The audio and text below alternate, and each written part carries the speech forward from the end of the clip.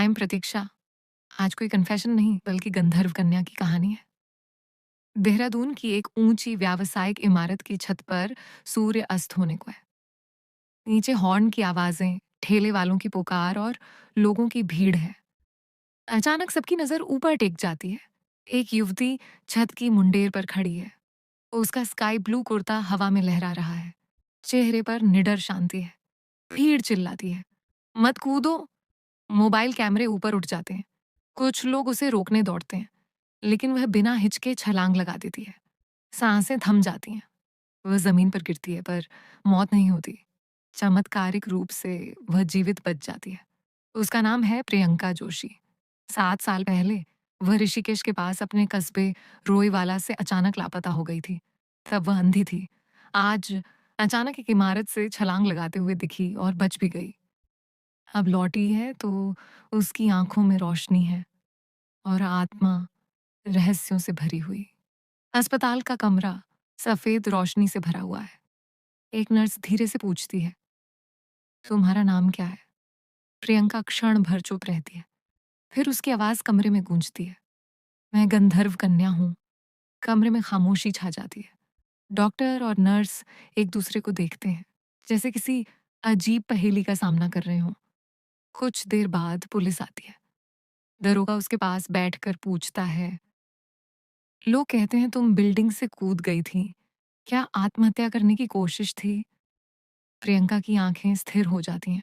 वह धीमे स्वर में जवाब देती है, नहीं, मैं मरना नहीं चाहती थी। मैं तो अपने दोस्तों तक पहुंचने की कोशिश कर रही थी। वे दूसरे आयाम में हैं और मैं उन्हें बचाना चाहती थी। पुलिस वाले सख्ते में आ जाते हैं। दरोगा अपने सिपाही से फुसफुसाता है, ये लड़की सामान्य नहीं है। रात गहरी होती है। प्रियंका बिस्तर पर बैठकर किसी का नाम बुदबुदाती है, हेमंत। वह अस्पताल के कंप्यूटर पर चोरी छिपे उसे खोजने की कोशिश करती है, लेकिन हर बार स्क्रीन पर एक ही संदेश आता है, internet shut down due to landslide in Chila range area. मानो नियति खुद उसकी खोज को रोक रही हो। 3 दिन बाद जब वह घर लौटती है, उसके माता पिता प्रेमलता और श्रीकांत जोशी 7 साल बाद बेटी को पाकर आंसुओं में डूब जाते हैं। लेकिन उनके दिल में एक डर भी है, क्योंकि यह वही प्रियंका है जो 7 साल पहले अंधी थी और अब साफ देख रही है। पड़ोसी कानाफूसी करते हैं, भगवान का चमत्कार है, नहीं कहीं किसी ने ब्रेन वॉश तो नहीं कर दिया, या ये शापित है। पुलिस वाले फिर पूछते हैं, 7 साल कहाँ थी, किसके पास थी? प्रियंका सिर झुका लेती है, धीरे से कहती है, चौथा आयाम, तुरीय अवस्था। चौथा, चेतना की वह सीमा जहां समय और मृत्यु अर्थहीन हो जाते हैं। वही मेरे दोस्त हैं, बार बार मरकर भी जीवित, और मैं बस उनके पास लौटना चाहती थी। पुलिस उलझन में पड़कर पूछताछ रोक देती है। वे कहते हैं, मानसिक स्थिति ठीक नहीं है, इसे परिवार के हवाले करो। प्रेमलता उसके कंधे पर हाथ रखती है, बेटी तू अब हमारे पास है, सब ठीक हो जाएगा। लेकिन प्रियंका की आंखें कहीं और टिकी हैं, मानो वह देख रही हो किसी और संसार को जो इस दुनिया से परे है। ऋषिकेश, जहां गंगा की लहरें सदियों के रहस्यों को अपने साथ बहा ले जाती हैं। यहाँ एक लड़की थी, प्रियंका। लोग उसे अजीब नजरों से देखते थे। अंधी लड़की जो 7 सालों तक गायब रही, और जब लौटी तो उसकी आंखों में थी एक अनोखी चमक और होंठों पर थी ऐसी बातें जो सुनने वालों को बेचैन कर देती। चाय की दुकानों और मंदिरों के आंगनों में फुसफुसाहटें गूंजती। ये कहाँ थी इतने साल? क्या कोई शक्ति इसे छूकर गई है? कुछ कहते उसने देवताओं से मुलाकात की, कुछ कहते कोई अदृश्य शक्ति उस पर सवार है। लेकिन प्रियंका का दिल बस एक चीज चाहता था, सच्ची दोस्ती। वो जानती थी कि उसकी कहानी इतनी अनोखी है कि लोग डर सकते हैं। फिर भी उसने 3 लोगों को चुना, हरमन, फरहान और मिसेस भल्ला। ये तीनों जो अपनी अपनी जिंदगी के दर्द से जूझ रहे थे, शायद उसकी सच्चाई को समझ पाए। हरमन को प्रियंका ने त्रिवेणी घाट पर देखा। 19 साल का यह लड़का गुस्से का तूफान था।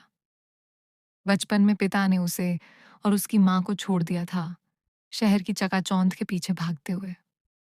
हरमन ने इस दर्द को गुस्से में बदला। वह गलियों में झगड़ता, मोटरसाइकिल ठीक करता और हर उस चीज से लड़ता जो उसे कमजोर दिखाए। लेकिन प्रियंका ने उसकी आंखों में छिपी बेचैनी देखी। उसने हरमन के कंधे पर हाथ रखा और कहा, पिता को खोने का दर्द मैं समझती हूँ हरमन, वह दर्द जो जिंदगी को भटकने पर मजबूर कर देता है। आज रात पुरानी हवेली में आना, मेरी कहानी शायद तेरे गुस्से को एक नई राह दे। हरमन ने पहले मुंह फेरा, पागल लड़की, क्या बकवास है। लेकिन प्रियंका की आवाज में एक ऐसी सच्चाई थी जो उसके दिल को छू गई। वह बेचैन था, लेकिन हाँ कह दी। फरहान को प्रियंका ने ऋषिकेश की एक तंग गली में देखा, जहां वह बच्चों को ट्यूशन पढ़ा रहा था। 20 साल का फरहान मध्यम वर्गीय जिंदगी का बोझ ढो रहा था। पिता सरकारी दफ्तर में क्लर्क थे, माँ सिलाई करके घर चलाती थी। फरहान इंजीनियर बनना चाहता था, लेकिन भाई बहनों की पढ़ाई और घर की जिम्मेदारियों ने उसके सपनों को किनारे कर दिया था। उसका दिमाग तेज था, किताबों से प्यार था, लेकिन उसे लगता था कि जिंदगी के कुछ सवालों के जवाब किताबों में नहीं मिलते। प्रियंका ने उसकी क्लास के बाद उसे रोका, तुम किताबों का सच जानते हो फरहान, लेकिन कुछ सच किताबों से परे हैं। मैंने ऐसी सीमाएं लांघी हैं जिनके बारे में तुमने सिर्फ सोचा है। आज रात हवेली में आना, शायद मेरी कहानी तुम्हारे सवालों का जवाब बन जाए।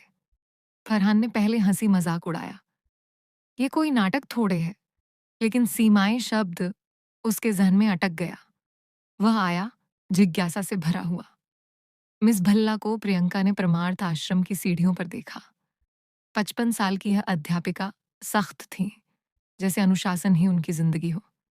पति की जल्दी मौत और कोई संतान न होने ने उन्हें अकेला कर दिया था, लेकिन सबसे गहरा जख्म था उनके छोटे भाई की मौत। बरसों पहले एक स्कूल बस बर्फीली नदी में गिर गई थी और उनका भाई, जो जिंदगी से भरा था, हमेशा के लिए खो गया। इस दुख ने मिसेस भल्ला को सख्त बना दिया, लेकिन प्रियंका ने उनकी आंखों में छिपा दर्द पढ़ लिया। उसने धीरे से कहा, आपने एक भाई को खोया है ना? ठंडी नदी ने उसे छीन लिया। मैं उस दर्द को जानती हूँ, क्योंकि मैंने भी इसे जिया है। आज रात हवेली में आइए, मेरी कहानी आपके भाई की याद को एक नया मतलब दे सकती है। मिसेस भल्ला चौंक गई। ये रहस्यमयी लड़की उनके दर्द को कैसे जानती है? उनका दिल कांप गया और अनमने मन से हाँ की। उस रात ऋषिकेश के बाहरी छोर पर एक जर्जर हवेली में 4 लोग इकट्ठा हुए।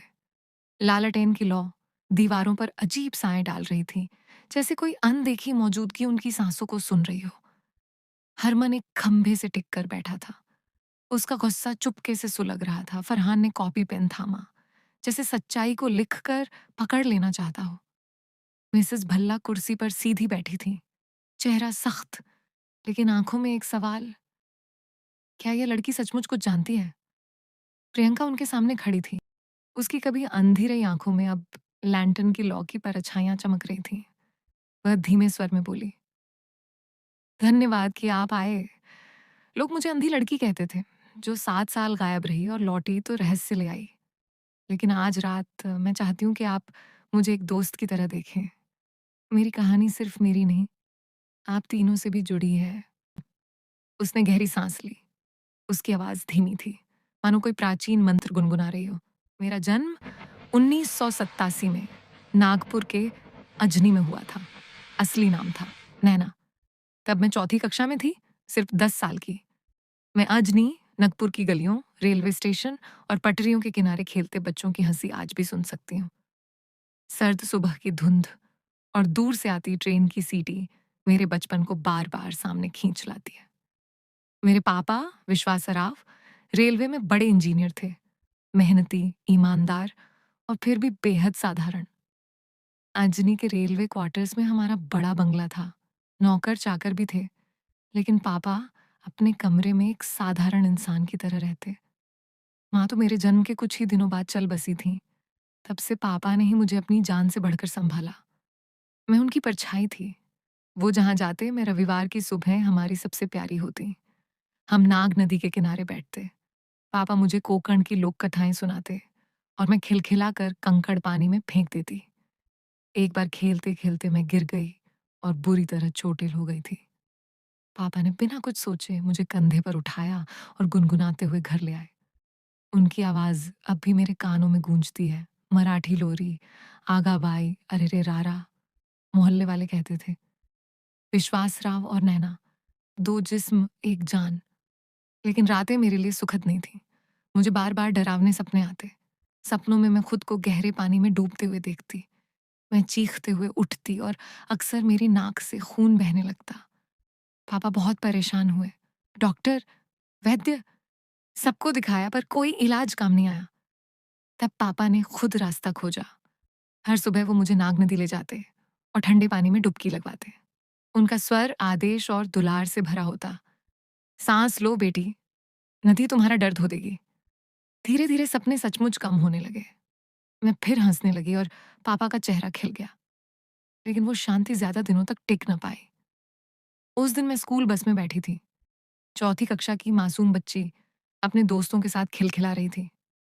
अचानक मेरा दिल तेज धड़कने लगा, जैसे किसी अनहोनी का संकेत हो। बस नाग नदी के पुल से गुजर रही थी।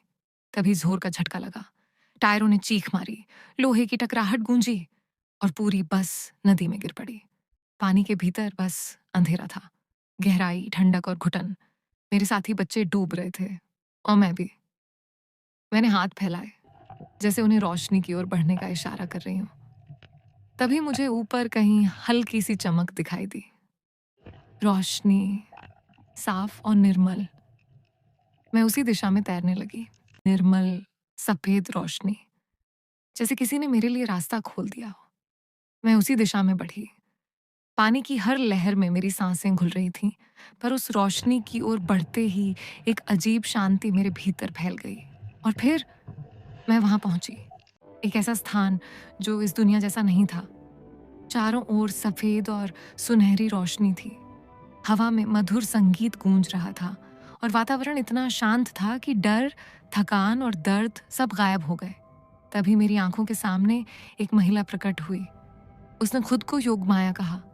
बड़ी शांत और स्थिर, डार्क शॉल पहने, उसका चेहरा अनुभव और रहस्य से भरा था। उसने मुझसे कहा, नैना, तुम मर चुकी हो। अब तुम यहाँ सुरक्षित हो, लेकिन अगर चाहो तो वापस जा सकती हो। निर्णय तुम्हारा है। मैं डर और आश्चर्य के बीच हिल रही थी। मैं वापस जा सकती हूँ? मैंने हिचकिचाते हुए पूछा। योग माया ने धीरे मुस्कुराते हुए सिर हिलाया। हाँ, पर याद रखो, अगर तुम लौटना चाहती हो तो तुम्हें कुछ बलिदान करना पड़ेगा। उसने अपना हाथ मेरा चेहरा छूने दिया। तभी एक छोटा पक्षी उड़ता हुआ आया और मेरी आंखों से कुछ ले गया। मैंने महसूस किया, मैं अब देख नहीं पा रही थी। तुम देख नहीं पाओगी नैना, ये तुम्हारा बलिदान है, पर ये तुम्हें तुम्हारे पथ पर ले जाएगा, उसने कहा। मैं डर के बावजूद समझ गई कि ये कोई दंड नहीं था, बल्कि मेरे भविष्य के लिए एक तैयारी थी। फिर उसने एक छोटा पक्षी मेरे मुंह में उड़ाया और मैं उसे निगल गई। मुझे अचानक ज्ञान और समझ का अजीब एहसास हुआ, जैसे मेरी आत्मा को कुछ बताया जा रहा हो। योग माया ने कहा, इसे लो, ये तुम्हारी मदद करेगा। तुम्हारा पथ बड़ा है नैना, चुनौतियां तुम्हारा इंतजार कर रही हैं और तुम्हारा जीवन अद्वितीय होगा। मैंने उसकी आंखों में देखा, शांति, प्रेम और रहस्य। और फिर मैं महसूस करने लगी कि मुझे लौटना है। मुझे अपनी दुनिया में अपने पापा और दोस्तों के पास लौटना है। जैसे ही मैंने निर्णय लिया, रोशनी ने मुझे घेर लिया और मैं फिर से पानी में थी। ठंड, अंधेरा और घुटन, सब कुछ वापस आया। लेकिन अब डर नहीं था। मैं जानती थी कि कुछ बदल गया है। कुछ अद्भुत मेरे भीतर अब हमेशा रहेगा। मुझे बचा तो लिया गया, लेकिन बाकी बच्चे, कोई और नहीं बच सका। अब मैं अंधी हो चुकी थी। चारों तरफ अंधेरा था, बस पानी की ठंडक और लोगों की घबराई हुई आवाजें सुनाई दे रही थीं। और तभी मैंने अपने पापा की आवाजें सुनी। नैना, मेरी बच्ची। मैंने उनकी ओर हाथ बढ़ाया और अगले ही पल वो मुझे अपने सीने से लगाकर कसकर गले लगा चुके थे। मैंने उनके दिल की धड़कन सुनी, उनकी हथेलियों का कांपना महसूस किया। अब मैं देख नहीं सकती थी, पर उनकी आवाज और उनका गले लगाना मेरे लिए रोशनी बन गए थे। अगर आपको ये कहानी छू गई हो तो प्लीज लाइक सब्सक्राइब और कमेंट कीजिए ताकि अगला हिस्सा आप तक जल्दी पहुंचे। थैंक्स।